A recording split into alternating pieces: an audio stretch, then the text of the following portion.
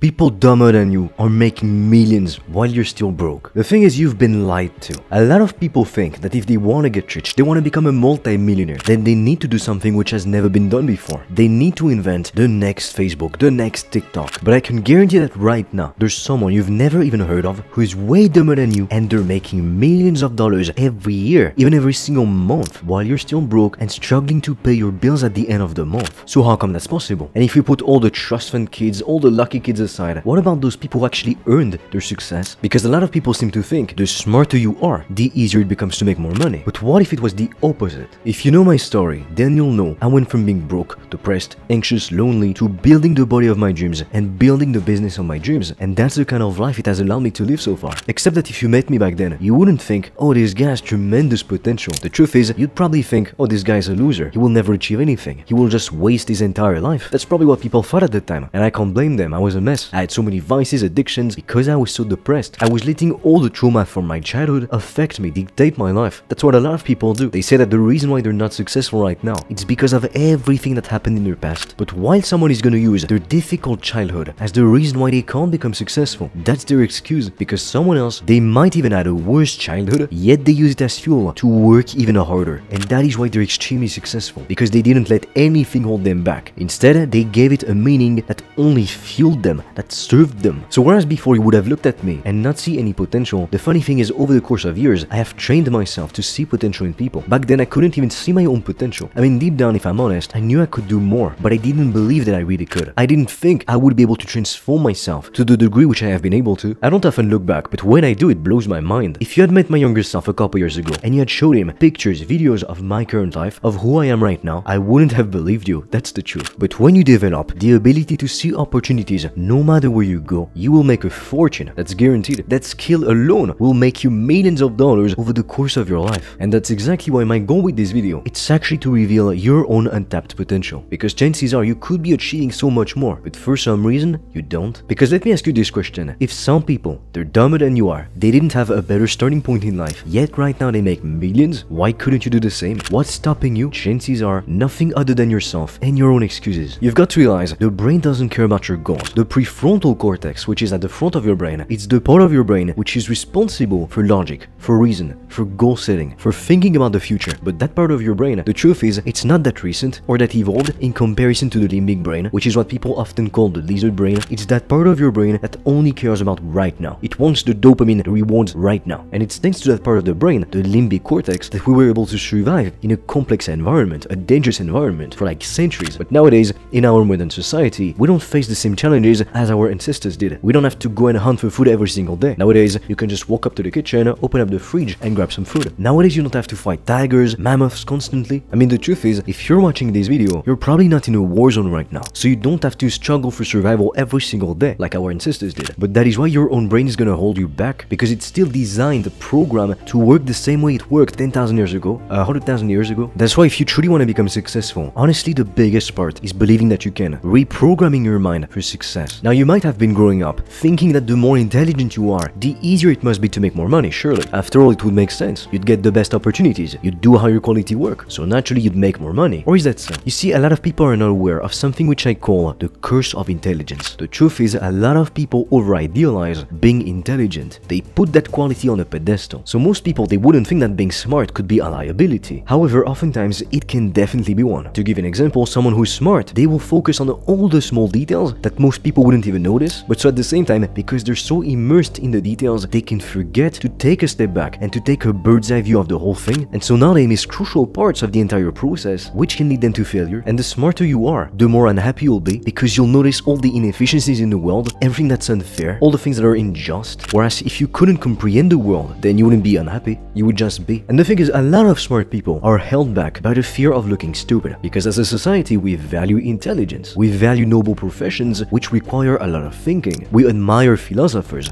doctors, because it takes a lot of work, it takes a lot of creative skill, it takes a lot of thinking, and so naturally it feels like it's out of reach for most people. The lower the supply of something, whether it's a skill, whether it's an object, then the more value it holds, at least in our eyes. So the more we want that thing. It's exactly why a basic stone, it's not worth that much, yet people pay millions of dollars for diamonds. When in reality, how different is it? It's only different because we assume that it is. Now, if you grew up and people were always telling you that you're super intelligent, intelligent, like you were the smartest of the group, then you will fear making mistakes, looking stupid even more than others. Because a lot of people, the truth is, they can't detach themselves from the way that others perceive them. They link their value, their worth, to the way that others see them. So smart people can be held back, because if they make a stupid mistake, they're gonna look like a fool. And then other people who know them, they won't give them as much credit. They will lose status in their eyes because, oh, they don't seem so smart anymore. Because if you're smart, after all, you should get it right on your first try every single time. But that is what people mistake for intelligence or genius. And the truth is, all the people that we call geniuses nowadays, those same people during their lifetimes, they were often ridiculed, humiliated, people didn't recognize their ideas for a long time. I mean, countless people just made fun of Darwin for his theory of evolution, and he's not the only one. There's thousands of people exactly like that who went through the same thing. People who were, I think it's safe to say, smarter than most, naturally, but at the same time, they were willing to leverage that intelligence and do what they truly wanted to do, bring their own discoveries to the world, even if that meant that for a while, no one would actually understand them. The same thing happened to Mozart. He could have been stuck, listening to his father, and just playing for the church, playing for the royal court, composing basic music like everyone else. But instead, he went his own way. At some point, he went on a trip, and he never came home. And then from that moment forward, he dedicated his entire life to making the kind of music he had always wanted to make. You've got to understand that everything that we do in life, it's always to gain status. Why do you want to look better? Why do you want to build more muscle? Why do you want to make more money? To increase your perceived status in the eyes of others. A lot of people are simply not willing to admit that we are animals. Like we speak about dogs, about cats, as animals. But we can't even look at ourselves and admit we are animals too. We are mammals, we reproduce, we eat, we take a shit, we do the same things. Sure, we're different too. We have goals that cats, dogs, giraffes, horses simply don't have. But we often forget the animal in every one of us because we're so civilized nowadays, or at least that's what we tell ourselves. But honestly, if you dive deep, I'm getting kind of philosophical right there, but you'll realize the desires that you have don't actually come from you, they come from your animal side. I mean, a lot of young guys, they're obsessed with sex. There's a reason why. It's your animal side. A lot of guys, they want to make more money, go to the gym, look better. Why? To gain more status. Why? To get access to sex, to procreation, to relationships. Those are very animalistic desires. Yet for some reason, we shame ourselves saying, oh, it's wrong. We deny our own nature. Honestly, the day I realized that no one's opinion of me actually matters is the day that I freed myself. And when you can have this realization for yourself, the same thing will happen to you. You won't be so afraid of everything anymore. You won't be so scared to take risks, to start working on that business you've been wanting to work on forever, to start going to the gym and to build some muscle. You won't be so scared to ask someone out, even if they reject you, because you'll know at the end of the day, it simply doesn't matter. You've got to realize you're gonna die sooner than you think. Your life on Earth is extremely limited. So why would you not make the best of it? Why wouldn't you take risks? Why wouldn't you go above and beyond to see what you're capable of? You seriously think that when you're lying on your deathbed, you're gonna regret doing so many things, experimenting, discovering new opportunities, testing things out? Or would you regret more just doing nothing? And most importantly, why would you be preoccupied with the opinions of strangers, of people whose name you don't even know? I personally believe that you should only really take into consideration the opinion of the people in your close circle, the people that you actually chose to be near you. That doesn't mean if some people criticize you, like they give you constructive feedback, then you shouldn't take it. That's not what I'm saying. However, you need to be very careful when it comes to who you let advise you. And as we're speaking right now, you need to realize some girls make over 150k per month. Why? Because they post videos and pictures on OnlyFans, and some desperate guys love that. And at the same time, some 15-year-old kids, they make over 500k per month, so $500,000 a month, with YouTube automation or a business model you've never even heard of. So what's stopping you? Why couldn't you something similar? You might think, oh, they all got lucky. Well, that's pretty easy to think. I mean, oftentimes we look at successful people from afar, and it's so easy to attribute all their good qualities, all their hard work, all their achievements to just blind luck. And fair enough, Jeff Bezos was given $100,000 by his father to start his Amazon.com company. But if you gave 100k to most people, would they end up building a multi-billion-dollar empire with it? I mean, just give 10k to the average 16-year-old. They would just buy like expensive sneakers, expensive clothes, and the latest iPhone. They wouldn't do anything with it. So sure, the guy had a massive advantage. I didn't have 100k to get started, but he still made something with it. Like it didn't just multiply itself out of thin air. And if you look at things objectively, you read biographies of extremely successful people, whether it's businessmen, top athletes, Navy SEALs, public speakers, you'll realize a lot of them, they didn't get started in life with the best circumstances. They weren't handed everything on a silver platter. They actually had to earn it. And at some point, after years of hard work, yeah, they got lucky, but they did what was necessary to get to that point where they actually get lucky. That's why most people misunderstand luck. It's like you see someone blow up on social media and you think, oh, they got lucky. Yeah, but to get lucky, how hard did they have to work and for how long? That's what most people don't see. They only see the tip of the iceberg. But the biggest part of the iceberg, it's actually underwater. You can't even see it. And you've got to realize when you say, oh, but they just got lucky, they probably got lucky. It's actually your brain preventing you from taking action, giving you excuses which look rational but aren't. Remember, your brain doesn't care about your goals. It only cares about helping you to survive right now. So the most efficient way to do that is to prevent you from doing anything outside of your comfort zone. But guess what? If if you listen to your brain, you fall for the trap. Yeah, sure, you might be safe, but the downside is you'll never achieve anything. You'll die with a heart full of regrets. And that is the worst possible thing that can ever happen to you. Life is meant to be lived, not to be regretted. So you want to adopt the following motto: no regrets. Now, a lot of smart people also tend to overestimate all of the risks associated with starting a business. Nowadays, pretty much anyone anywhere in the world can start an online business, and all it takes is a steady internet connection and a laptop.